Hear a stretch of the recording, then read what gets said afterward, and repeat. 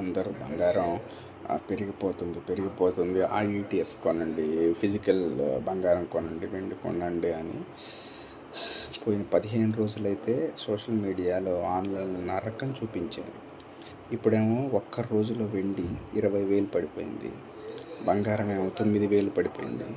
ఇప్పుడు ఎవడు కూడా కొనమని చెప్పట్లేదు.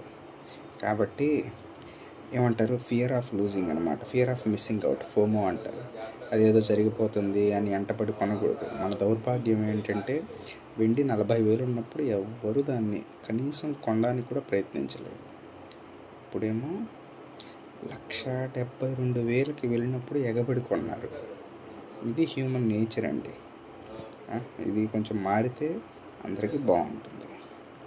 కాబట్టి ఈసారి బంగారం వెండి కొనేటప్పుడు కొంచెం మీరు చూడండి, రేట్లు పెరిగినప్పుడు కొనకూడదు. ఎవరు దాన్ని పట్టించుకున్నప్పుడు మనం కొనాలి. ప్రపంచం అంతా దాని వెంట పడుతున్నప్పుడు మనం దాన్ని కొనడం వల్ల మనకు వచ్చిన లాభం ఏముండదు. అది